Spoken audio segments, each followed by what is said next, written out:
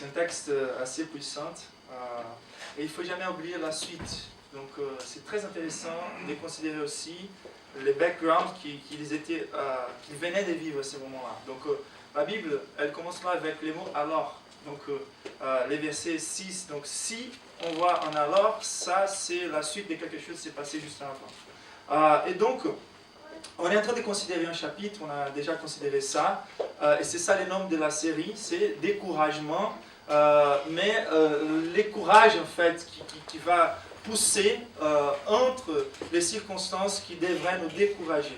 Donc déjà, on a considéré l'un des plus grands motifs de découragement. On voit un Dieu amoureux, Jésus lui-même, qui prêche dans une synagogue aux siens. Donc il était à Nazareth, il était en train de prêcher, et les siens, ils l'ont rejeté.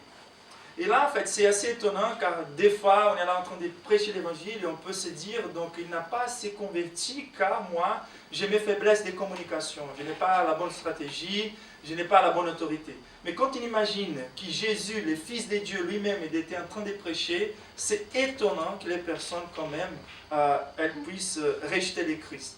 Et donc, les disciples, là, il faut se mettre à la place des disciples.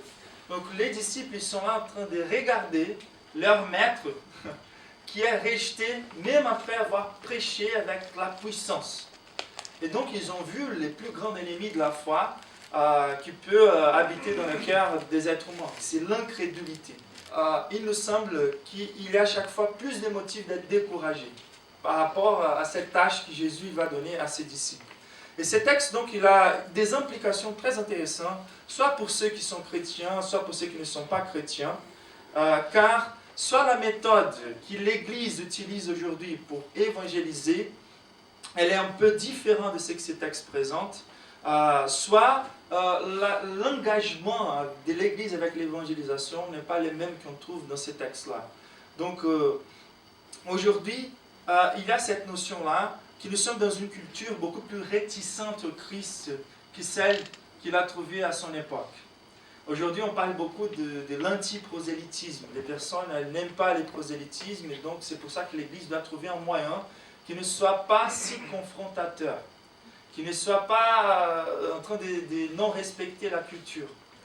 Et ça nous choque aussi, car en fait, quand on regarde les passages de Jésus, il était à Nazareth, il était en train d'utiliser les moyens religieux, qui étaient les moyens normaux, il était en train de prêcher l'évangile. On peut imaginer la culture, elle a été plus favorable à tout ça, car il y avait déjà des réunions qui ouvraient la Bible. Et donc il rentre dans une synagogue, il prêche, mais le problème, ce n'est pas le prosélytisme. Ils étaient là en train de rejeter le Christ malgré la culture qu'ils trouvaient dans les moyens, dans leur époque. Donc, ce n'est pas la culture anti-prosélyte qui va nous freiner, qui va freiner l'évangile. Et donc, même si la culture elle était différente aujourd'hui, ce n'est pas une excuse en fait pour aujourd'hui qu'on ne s'engage pas avec l'évangélisation.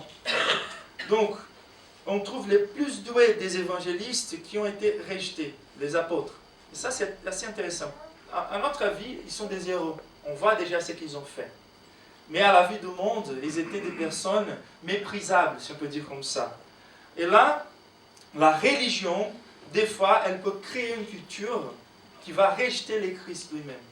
Donc, ce n'est pas une garantie d'être dans une église, car on fait partie d'une église, on est là en train de répondre bien à la volonté de Dieu. Et donc, par rapport à ceux qui ne sont pas chrétiens, quand on considère ces passages-là, l'apprentissage par rapport au siège de l'incrédulité, à la source de l'incrédulité, c'est toujours bien de douter de la doute. Donc la réponse aux évidences que Christ il est le Fils de Dieu et qu'il est venu pour nous sauver, si la réponse c'est l'incrédulité, il faut me méfier de l'incrédulité. Donc Antoine il était là avec nous, il a partagé par rapport à l'étude sur la Genèse, et il a dit une phrase de C.S. Lewis qui dit « D'attendre que l'être humain cherche à Dieu, c'est la même chose qu'attendre qu'un rat cherche un chat. » Donc même si l'être humain voit Dieu qui s'approche de lui, la première réaction c'est de s'enfuir. Et même s'ils disent qu'ils sont en train de chercher à Dieu à travers plusieurs religions qu'ils vont créer, ils sont toujours en train de rationaliser leur fuite des dieux. Ils sont toujours en train de créer un faux Dieu qui soit adaptable à leurs conditions. Donc le problème, c'est le manque de la compréhension de l'évangile. Par nature, tant que pécheur, l'homme sait que Dieu est saint. Et par nature, tant que pécheur, la première action de l'être humain, ça sera toujours la fuite quand Dieu s'approche. Et c'est l'évangile, c'est pour ça que l'évangile est appelé la bonne nouvelle, car il apporte une connaissance par rapport à Dieu, qui c'est une connaissance extra, une connaissance que l'homme dans son état de péché ne connaisse pas. C'est pour ça que c'est une nouvelle, c'est une nouveauté. Et c'est la bonne nouvelle, car c'est une nouveauté qui nous dit il ne faut pas s'enfuir. Il a déjà réglé ton problème avec lui-même à travers la vie de son propre Fils. Et donc, quand on s'approche de la considération de cette notion de rejet de Christ, de l'incrédulité, c'est très important qu'a priori, les non-chrétiens puissent se désarmer un peu. Il n'y a pas besoin de rester en train de se défendre tout le temps, car Dieu, il ne va pas s'approcher de toi, qui est comme un Dieu en colère, justement, car il est saint. Mais un Dieu qui a réglé notre problème des manques de justice dans la chair de son propre Fils. Et là, on va rentrer dans les textes pour voir un peu, verset par verset, les merveilles qui se trouvent là-dedans. Donc, on va lire à nouveau les versets 7. Alors, il appela les 12 et commença à les envoyer deux à deux, et il leur donna autorité sur les esprits impurs. Et donc, à nouveau, ça commence par alors. Donc, cette connexion. Quels sont les problèmes qu'on trouve là déjà, qu'ils sont en train de vivre? Donc, pourquoi Jésus, il a pris la décision? Donc, alors, c'était à cause de quelque chose qui s'est passé en avant. Jésus a pris cette décision. Qu'est-ce qui s'est passé avant? Jésus a été rejeté. On est déjà dans la deuxième moitié du ministère de Christ. Donc, la mort, la croix, elle s'approche. Jusqu'à là, Jésus il était en train de préparer ses disciples. Mais là, il y a les besoins, en fait, de se multiplier pour accomplir son but, sa tâche sur terre. Donc, il va prendre mesure des décentralisations. Et ça sert aussi des modèles pour nous. Et donc, face à la persécution imminente, face à la proximité de la croix, Jésus il a besoin de rendre ses disciples une nouvelle catégorie. Il va donner à ses disciples la catégorie d'ambassadeurs, la catégorie d'apôtres. Et ça, c'est assez intéressant aussi. C'est la première fois que les disciples de Christ, les 12, ils sont envoyés. Donc, il y avait les besoins, en fait, de cette urgence des proclamations, car juste avant, ça nous dit aussi que Jésus parcourait les villages des environs en enseignant. Donc, une fois qu'il a été rejeté à Nazareth, il commence à prêcher dans plusieurs villages à côté. Donc, il y a ce besoin d'avoir une efficacité des multiplications pour qu'ils puissent partager l'évangile, pour qu'ils puissent enseigner dans une échelle plus large. Et donc, il va envoyer des deux à deux, et il va envoyer ses disciples pour accomplir les promesses de l'Ancien Testament. Et Matthieu il va ajouter en fait qu'il a dit commencer à prêcher aux brebis perdues d'Israël. Donc ça c'est assez fort aussi. C'est possible d'être perdu dans la maison de Père. C'est possible d'être perdu dans l'église. Je me rappelle une fois que Myra elle a fait partie des GBU, les groupes bibliques universitaires, et ils ont invité un juif pour venir. Et le juif, il a dit, la seule condition, c'est que vous restiez dans l'Ancien Testament. Et ça, c'est assez intéressant. Et donc, celui qui était en train de mener l'étude, il a choisi Ésaïe 53 et commencé à parler en Ésaïe 53. Et à moitié du chemin, l'ami là, il s'élève, il dit, mais vous avez promis à moi que vous n'allez pas toucher le Nouveau Testament. Et donc, il y a assez d'évidence dans l'Ancien Testament pour rendre clair le fait que Jésus il est le Fils de Dieu. Mais la culture religieuse, des fois, elle nous empêche de voir vraiment la volonté de Dieu, la beauté de Dieu, qui Dieu est. Et donc, c'était une question d'accomplir tout l'Ancien Testament, toutes les promesses, de montrer vraiment, moi je suis le Christ. C'est pour ça qu'il d'abord, il allait montrer l'évangile à ces hommes-là, il a ciblé les Juifs, et à partir de là, à partir du rejet des Juifs, qui commençait à être chaque fois plus agressif, à chaque fois plus constant, ces rejets des religieux contre Jésus, il va à l'urgence de cette multiplication pour accomplir son rôle. Donc, d'un côté, les disciples ils commencent à représenter le Christ pour faire ce que Christ les fait. Ça, il faut garder ça pour nous. Donc, qui est le disciple de Christ? C'est celui qui fait ce que Christ les fait. Qu'est-ce que le Christ il fait? Prioritairement, il prêche l'évangile. Il enseigne l'évangile. Mais en même temps, de représenter le Christ, c'est de dire ce qu'il dit, mais aussi c'est de faire ce qu'il fait. Donc ils vont représenter Jésus en enseignant ce qu'il enseigne et en vivant de la manière qu'il enseigne. Et ils vont représenter Jésus aussi car, et ça c'est assez important, car Jésus, il va partir. Il va laisser ces hommes officiellement comme ses représentants. C'est un besoin aussi concret, un besoin réel. Et aujourd'hui, c'est la même chose. Donc, toujours quand on se trouve dans un texte comme celui-là, il faut qu'on sache bien faire la différence entre la catégorie des apôtres et la catégorie, nous en fait, des vrais ambassadeurs de Christ. Mais la catégorie des apôtres, elle était un peu différente. Nous, on base notre foi dans l'enseignement des apôtres.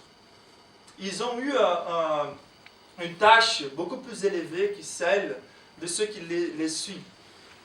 Et donc là, on voit des caractéristiques assez importantes. Donc Jésus les appelle personnellement, Jésus les envoie avec une tâche et les donne une autorité spécifique. On va traiter cette notion-là. Mais cette autorité, ce n'est pas qu'en fait les droits d'utiliser une puissance, mais c'est la puissance et les droits d'utiliser cette puissance.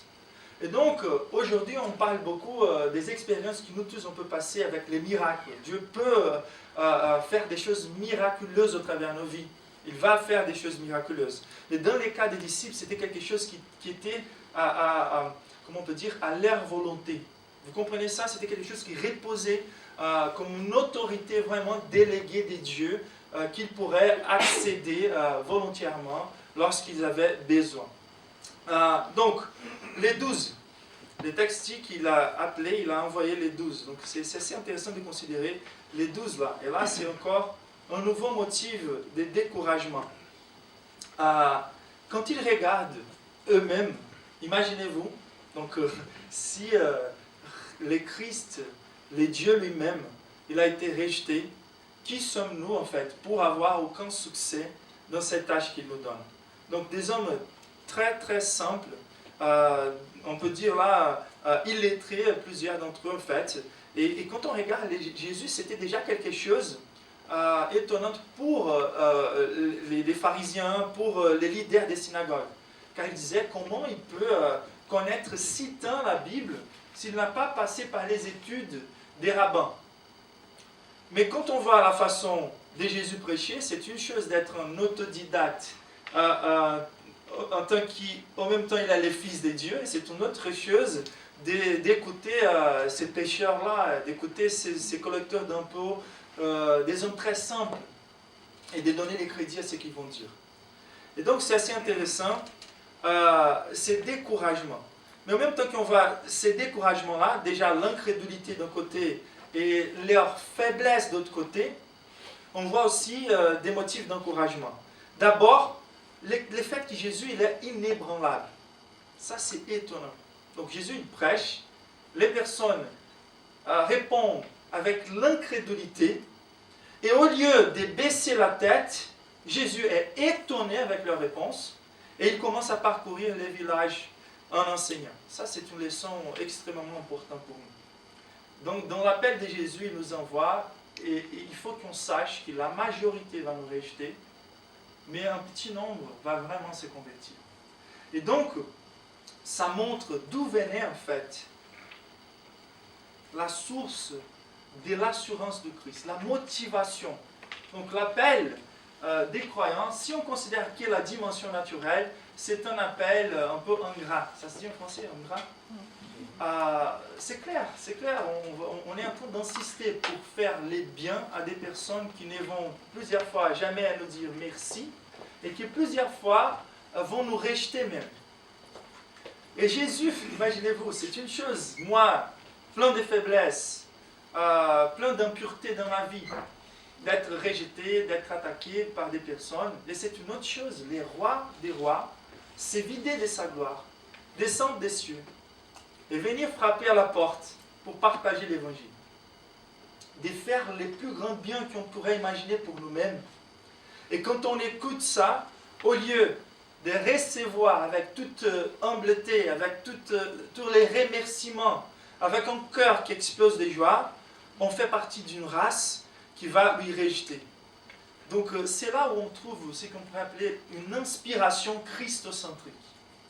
Où est-ce que les disciples allaient trouver une motivation pour accomplir une tâche tellement contre l'optimisme, si on peut dire comme ça. Donc, l'appel c'est celui-là. Moi, j'ai prêché avec toute la maestrie. Moi, je suis le fils de Dieu. Ils m'ont rejeté. Maintenant, je vous envoie pour prêcher à cette race. Mais quand Jésus a été rejeté, il a continué à prêcher et à enseigner. Il connaissait quelque chose beaucoup plus fort que l'incrédulité. Il connaissait une puissance qu'on appelle l'amour de Dieu. Un amour contre-conditionnel.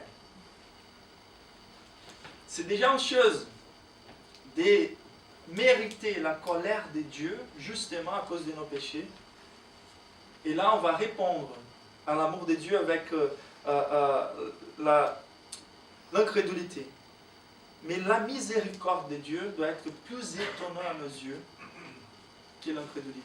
Et c'est une leçon pour nous aussi. Car plusieurs fois, on prêche 2-3 fois une personne et elle répond avec la colère.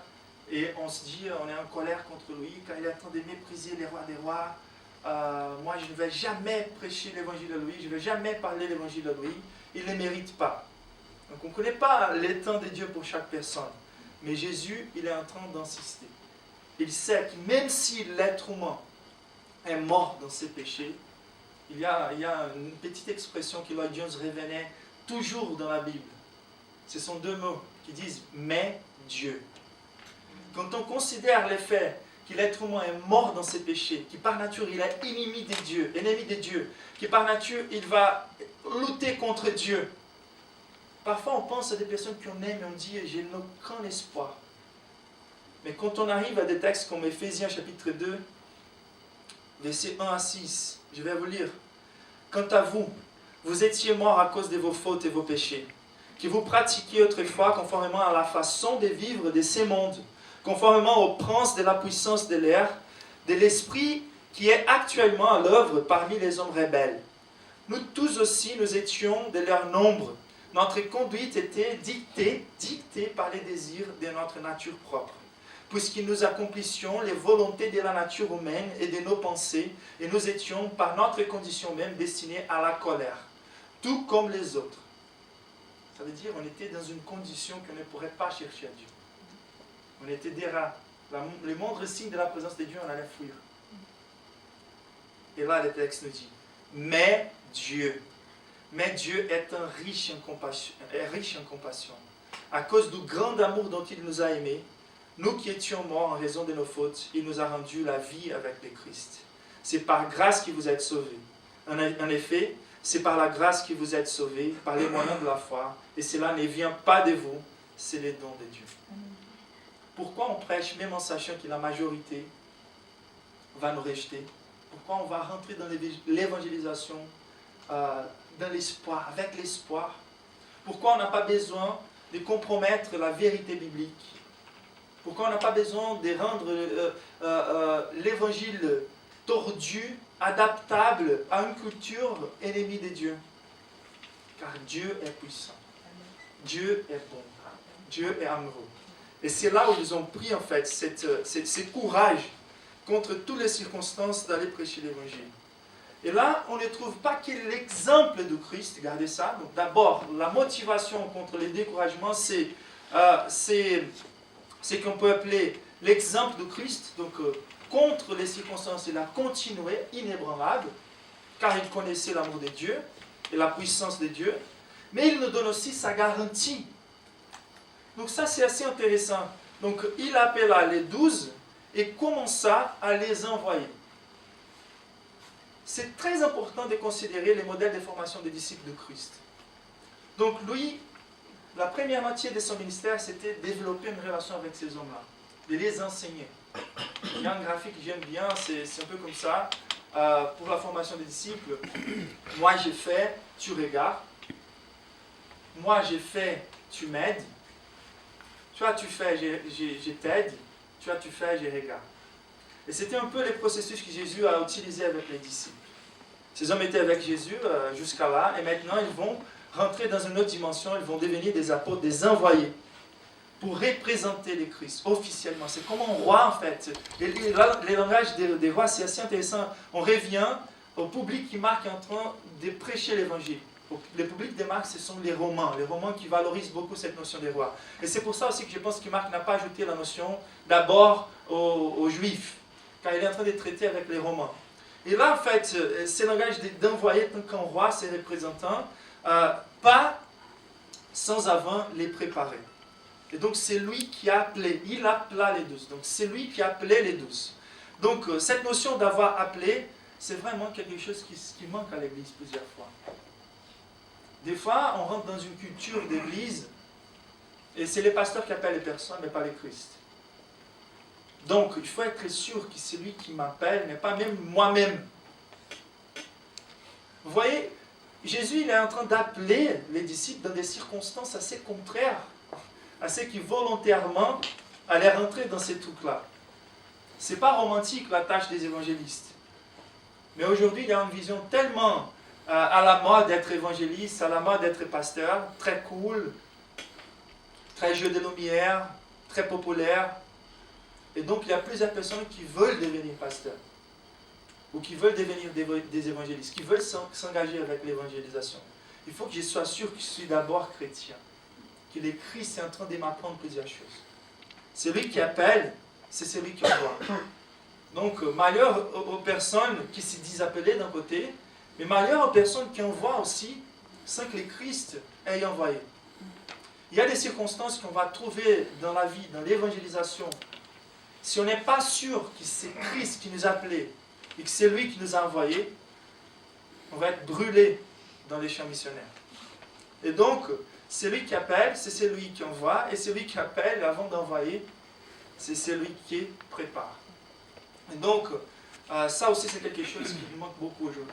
On pense qu'une fois que nous sommes convertis, on peut marcher déjà directement à faire les choses. Mais ça a des implications énormes. On va voir quelles sont les implications qui jouent par rapport à l'évangélisation. La façon dont on évangélise, la fidélité dont on évangélise, ça peut compromettre les destins éternels de la vie des personnes. C'est quelque chose d'assez fort. Et plus que ça, ça touche les royaumes spirituels. Ça touche l'empire des ténèbres. C'est pour ça, pourquoi Jésus les a donné l'autorité. On peut penser à plusieurs motifs, mais c'est aussi une source d'encouragement vis-à-vis les découragements qui Satan peut apporter à nos vies.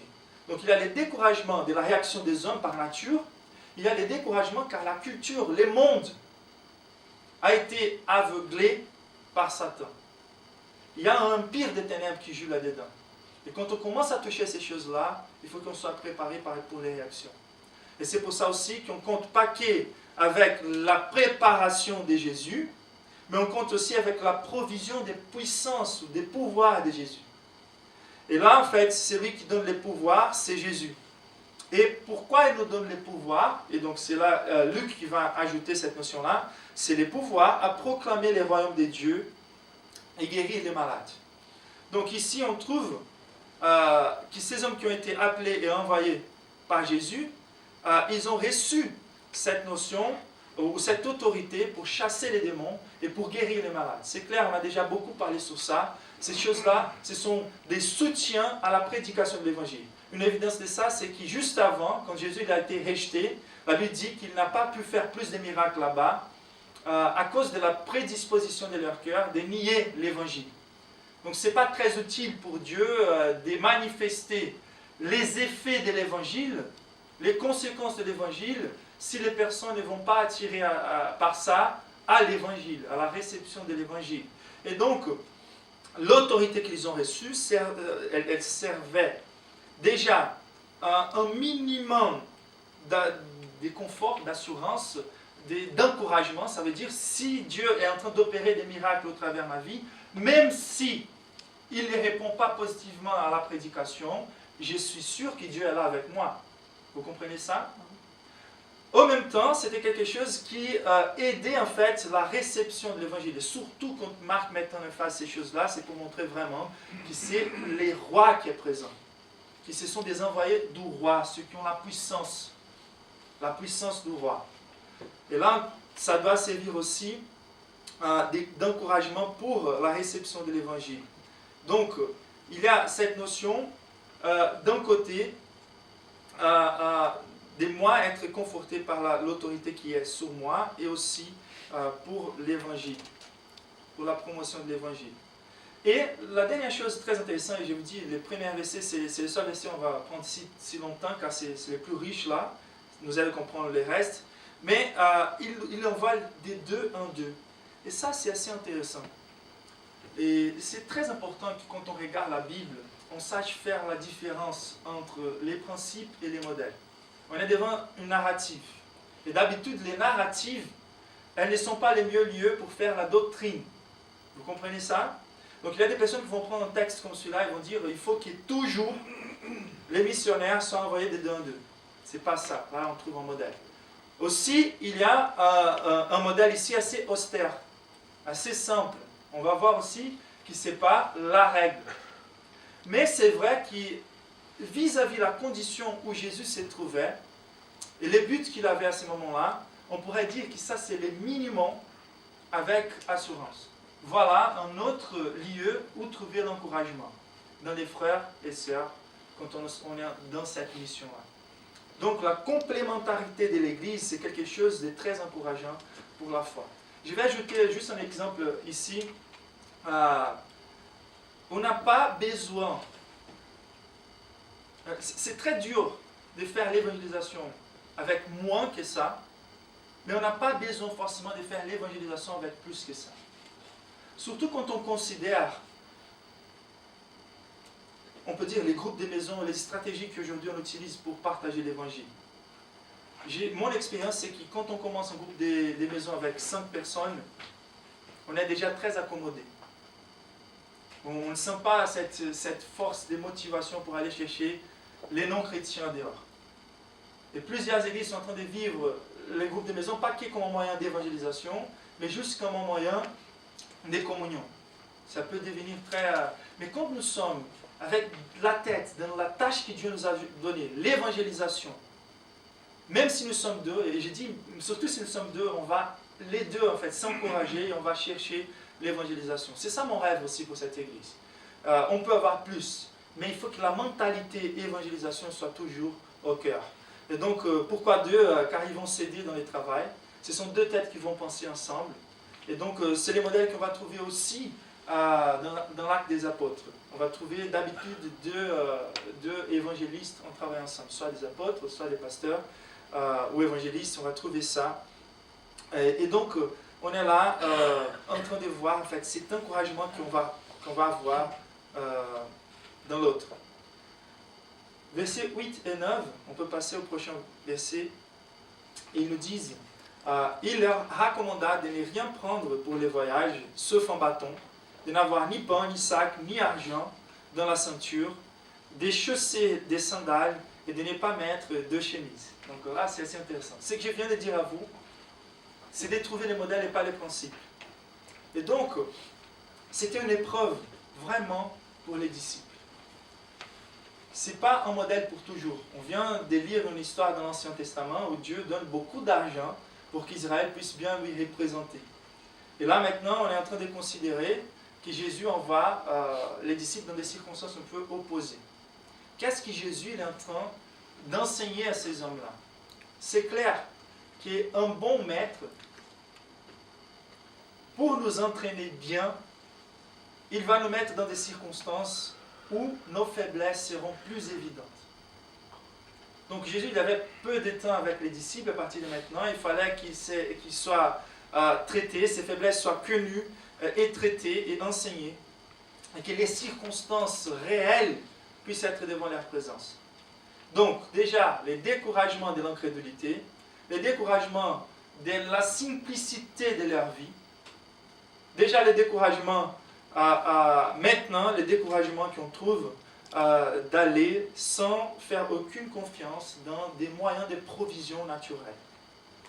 Et vous voyez, c'est assez franciscain la proposition là, mais la notion franciscaine n'est pas... C'est l'interprétation extrême de ces versets-là. Car même les franciscains, ils n'étaient pas en train d'accomplir le but de l'évangélisation. Ils s'en sortaient du monde pour rester dans la contemplation. Mais le but de Dieu, c'est qu'on soit utile dans ses mains. Il y a un lieu pour la contemplation, mais il y a les lieux aussi pour l'évangélisation. Et donc aujourd'hui, on trouve deux extrêmes à nouveau par rapport à tout ça. Donc il y a ceux qui font trop de confiance dans l'argent, et il y a ceux qui vont proposer un style missionnaire presque complètement contraire à l'utilisation de l'argent. Donc la Bible nous montre un équilibre. C'est une grande leçon des dépendances de la provision de Dieu qu'il est en train de faire. Il faut faire beaucoup d'attention par rapport à ça, car parfois, par exemple, le but de notre Église, c'est vraiment d'enlever les barrières non nécessaires pour qu'un non-chrétien s'approche de la porte. Donc il faut qu'on soit toujours en train de prêcher l'Évangile, ne jamais compromettre l'Évangile, mais en même temps, c'est très important de considérer que les personnes ont beaucoup plus de scandales par rapport à la foi. Donc les pasteurs qui parlent de l'argent, qui font des promesses de la théologie de la prospérité, donc qui essayent d'attirer les personnes par rapport aux valeurs de ce monde et pas par rapport à l'excellence, la suffisance, l'exclusivité de Christ. Et je vous demande, qu'est-ce qui va montrer avec plus de force la toute suffisance de Dieu dans la vie? Démontrer aux personnes la richesse que Dieu nous a apportée, et démontrer aux personnes que même si on se trouve dans les pires des circonstances, Dieu il est suffisant pour nous satisfaire. Où la gloire de Dieu sera plus affichée avec plus de force. Et donc ça c'est intéressant. Dieu ni la manque d'argent fait bien aux personnes, ni beaucoup d'argent fait bien aux personnes. Ce qui fait bien aux personnes, c'est la communion avec Dieu. Mais c'est clair que dans une génération où tout est mesuré par la quantité d'argent que l'on a, que l'excellence et la suffisance de Christ soient évidentes. Et c'est ça qui se passe avec ces disciples-là. Donc il y a ces deux dimensions. D'un côté, et pour moi c'est un challenge encore plus grand que ça, mais d'un côté on voit la non-dépendance de l'agence et la non-utilisation de l'agence comme un moyen d'afficher la gloire de Dieu. Donc parfois on sent il faut faire les biens matériels de quelqu'un pour qu'on puisse gagner leur cœur. D'accord, la générosité elle peut passer par là aussi, mais ce que Jésus est en train de faire avec les disciples, c'est incroyable. Il est en train d'envoyer ces hommes-là contre leur incrédulité, contre l'espoir, et de dire, il faut que vous fassiez confiance, que ces hommes-là qui m'ont rejeté vont vous accueillir chez eux. Et ça, c'est étonnant. Donc, je vais visiter des personnes qui sont des pécheurs, par nature contre Dieu, ils vont m'accueillir. Donc, nous serons soutenus par l'œuvre miraculeuse que Dieu va faire dans le cœur de ces personnes-là. Et donc ça, c'est assez intéressant, l'épreuve de feu qu'ils ont passée pour connaître la providence de Dieu. Moi, je me rappelle une fois, Dieu m'a appris ça très tôt dans ma vie. Je venais de me convertir, ça faisait quelques ans, 2 ans que je crois que j'étais dans la foi. J'étais engagé avec les missions. Et j'étais encore sur faire professionnel. Il y avait une compétition que je devrais aller. J'étais dans un petit village. Et j'ai réussi à prendre un covoiturage jusqu'à la ville où allait se passer les championnats. Donc je suis arrivé là et je ne trouvais pas de place pour rester, je n'avais pas de l'argent, c'était d'habitude comme ça. Et donc je suis rentré dans une maison des amis à moi qui était très simple la maison. Il n'y avait même pas encore des fenêtres, c'était encore d'être construit. Et donc j'ai dormi par terre dans la cape de mes planches. D'accord? Mais il n'y avait pas comment me couvrir. Juste comment vous appelez les trucs que les femmes elles vont mettre sur la plage là, on appelle kang au Brésil, mais je sais pas. Pardon? Parero, il y avait que ça, et donc je me couvrais avec ça, mais il y avait beaucoup de moustiques. Donc c'était l'une des pires nuits de ma vie. Et donc après, je suis allé compétir, et donc quand la compétition elle a fini, j'avais perdu un ami à moi aussi. Et cet ami à moi, il a été invité à aller dans une ferme d'un ami de son père. Et donc j'ai sorti d'un extrême de Rio pour aller dans un autre village, dans l'autre extrême de Rio. Avec lui, je me suis dit oui, pourquoi pas, et donc je suis allé avec lui. Et quand on arrive là, c'était une ferme coloniale, des familles des nobles portugais. Donc c'était presque une ferme, mais très riche, tout ça. Et quand je suis rentré dans la ferme, je suis en train de dire, mais hier, j'étais en train de dormir là-bas. Et aujourd'hui, qu'est-ce qui se passe avec moi? Et donc, la chambre désignée pour nous, c'était la chambre qui s'appelait la chambre des princes. Et donc, comment vous dites ça, la manette pour ouvrir la porte? La poignée, c'était un cristal. Et quand j'ouvre la poignée, il y a des types de chambres qui a des mosquetiers, c'est ça? Moustiquaire. Moustiquaire. Et je me suis dit, non, l'un des pires choses qui s'est passé avec moi là-bas, c'était les moustiques. Et là, il y a les moustiquaires.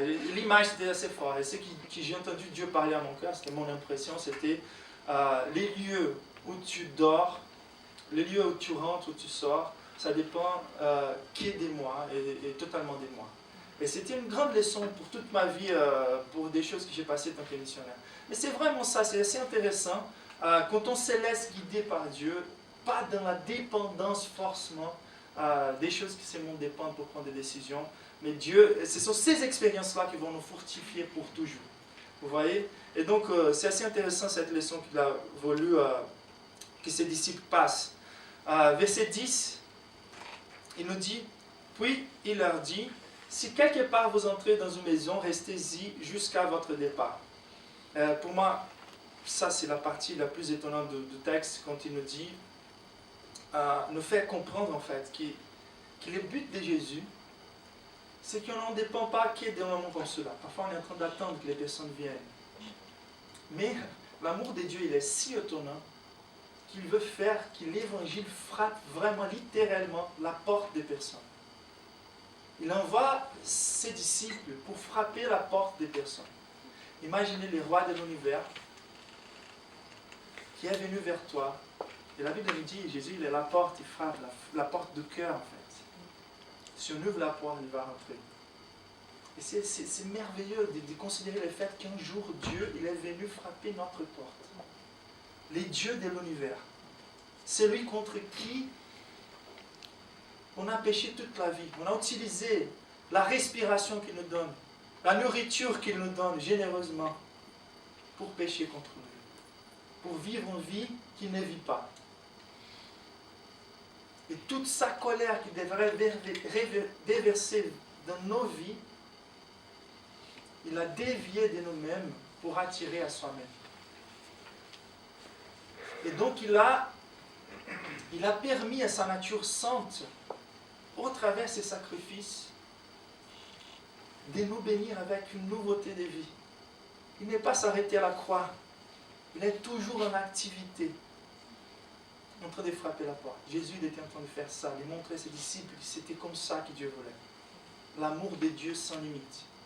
Et maintenant que Jésus va partir, il fait que son Église, son corps, deviennent ses bras qui frappent la porte des personnes. C'est étonnant. Et là, en fait, si quelque part, vous entrez dans une maison, restez-y jusqu'à votre départ. Ça, c'est assez intéressant. Il y a des limites partout là où Jésus partage les choses. Il a des coordonnées très spécifiques, mais il ne donne pas un temps spécifique pour rester chez quelqu'un. Moi, je pense que c'est les temps suffisants pour que quelque chose de réel se passe. Pour que les Christ soient générés dans la vie de ces personnes. Donc la durée de notre relation avec les personnes dehors, il faut que ça soit jusqu'à leur conversion. C'est très intéressant. Paul Washer, il a partagé une fois qu'il est allé prêcher dans une église ailleurs. Et quand il était là-bas, il y avait un homme qui est rentré, qui a pleuré toute la prédication, qui à la fin est venu vers lui. Il a dit, j'ai compris ce que tu as prêché, mais je ne sens pas que j'ai fait partie de ces saluts. Et lui, ce qu'il a fait, c'était de canceller son retour, son ticket d'avion. Il a dit, je vais rester avec toi jusqu'à que ces choses soient réelles pour ta vie. Donc il passe toute une nuit en train de lire la Bible avec lui, 2 nuits, jusqu'à que l'homme passe par l'expérience. Cet homme-là, il était condamné à la mort à cause d'une maladie. Et le dernier verset, et si dans une ville, les gens ne vous accueillent pas et ne vous écoutent pas, retirez-vous de là et secouez la poussière de vos pieds en témoignage contre eux. Je vous l'ai dit en vérité, les jours du jugement, Sodome et Gomorrhe seront traités moins sévèrement que cette ville-là.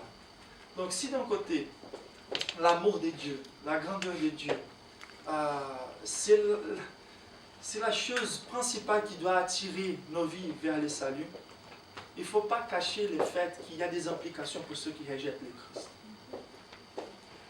Déjà, juste l'expression d'un amour, quand il est rejeté, c'est quelque chose de moche. Donc, l'ingratitude, c'est quelque chose de moche. Et c'est quand même injuste par rapport à Dieu. Quand on voit l'investissement de Dieu vers nos vies, il n'y a aucune chose qui peut être plus abominable que les rejet du Christ, de mépriser cette expression de l'amour de Dieu. Et donc, Jésus dit que moins de sévérité sera donnée à Sodome et Gomorrhe. Sodome et Gomorrhe sont les plus immorales, les plus idolâtres. Et vous voyez, les problèmes de l'homme ne sont pas les symptômes. L'immoralité, l'idolâtrie, la violence, la corruption, ce sont des symptômes. Il n'y a aucun péché qu'on puisse commettre qui n'est pas un péché commis contre Dieu. C'est d'abord contre Dieu qu'on pêche. Et là, ils sont en train de considérer le fait que la chose qui peut être le plus abominable à Dieu, c'est que quand Dieu va offrir la chose même qui va changer nos vies, et on va rejeter l'évangile, on va laisser à Dieu sans choix. Et donc, moins, c'est tellement grave ça, moins de sévérité reposeront sur Sodome et Gomorrhe. Car si Sodome et Gomorrhe avaient écouté l'évangile, ils seraient convertis. Et parfois, il faut se demander, est-ce que nous sommes en train de recevoir l'évangile? On pense qu'il faut juste recevoir les moments de notre conversion. Mais chaque jour, on est sous l'influence de l'évangile. Pour me considérer croyant, il faut que je sois progressivement en train de prendre l'ensemble de ma nouvelle nature. Il faut que je sois engagé, par exemple, dans l'évangélisation. Sinon, je suis en train de rejeter le Christ. Et le verset 12 nous dit, et voilà l'application, c'est déjà dans ces versets, ils partirent et prêchèrent en appelant chacun à la repentance. Ils chassaient beaucoup de démons, appliquaient de l'huile à beaucoup de malades et les guérissaient. À nouveau, aujourd'hui, plusieurs églises vont prendre cette dernière partie. L'huile va dire il faut qu'on passe l'huile à tous les endroits. L'huile, c'était quelque chose thérapeutique à l'époque. C'était un moyen vraiment de passer sur la maladie. Et donc, il faut savoir faire la différence entre les modèles, les principes et les contextes de l'époque. Mais la chose importante, c'est cette puissance pour guérir. C'était la prédication, la prière. Et donc, quelle est la leçon de ces textes-là? Quelle est l'application de ces textes-là? C'est que les disciples, ils ont obéi les commandements de Dieu. Ça veut dire, ils ont fait confiance à la promesse de Christ. Dieu les a dit, je vais vous revêtir d'autorité et je veux que vous partiez prêcher l'évangile contre toutes les circonstances. Il y avait une puissance potentielle dans leur vie. Mais ils n'ont pas découvert cette puissance avant qu'ils sortent pour prêcher l'évangile. Il y a des merveilles qu'on va découvrir dans la vie chrétienne qui ne va pas se passer ici, entre les quatre murs. Des fois, on est en train de chercher la puissance de Dieu, l'intimité avec Dieu. Mais Dieu a promis que ces deux choses-là se passeront surtout quand on est engagé avec l'évangélisation. Ça fait 2 ans, un peu plus que 2 ans, presque 3, qu'on a commencé cette église, ou recommencé cette église. Et le but initial, c'était vraiment de bien préparer les fondements de cette église, la vision, l'identité, la théologie. Et ça fait un bon moment où je sens la manque, en fait, de sortir, d'aller, de prendre ces moments de conformité avec le caractère de Dieu. On va continuer toujours, mais c'est déjà quelque chose qu'on a compris. Et là, il faut qu'on affiche le louange de Dieu. Et je suis très content car Dieu fait tout parfaitement dans son temps et on est en train de considérer ces textes à ces moments-là. Je pense qu'il faut qu'on puisse se rassembler, qu'on puisse prendre sérieusement les plannings qu'on puisse avoir par rapport à l'évangélisation et qu'on puisse mettre en pratique. Et qu'on puisse prendre notre responsabilité, pas juste quand on va sortir tous ensemble, mais des 2 à 2. Je pense qu'au minimum, on peut penser à ça. Donc c'est pour ça que je vais renforcer aussi les rassemblements du 13 février, pour qu'on puisse vraiment méditer aussi sur ça, sur la dimension évangélistique de notre Église. Dieu nous donne le privilège d'être ses bras pour frapper la porte et communiquer son amour.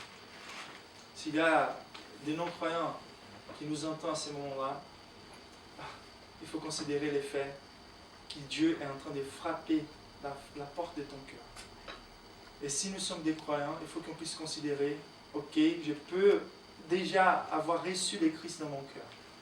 Mais qu'est-ce que j'ai fait aujourd'hui quand il vient vers moi et frappe ma porte, comme il est en train de faire maintenant par rapport à l'évangélisation? Qu'on puisse vraiment être intentionnel par rapport à la nature que Dieu nous a donnée. Il est là déjà en train de travailler. Le Saint-Esprit est là. C'est une obéissance privilégiée. Il faut voir comme ça. C'est déjà d'obéir à Dieu, mais c'est d'obéir à la nature qu'il nous a donnée. La joie, elle visite aussi notre cœur quand on est en train d'évangéliser. Donc prions pour que Dieu puisse lever l'Église Bonne Nouvelle comme une Église qui évangélise ici.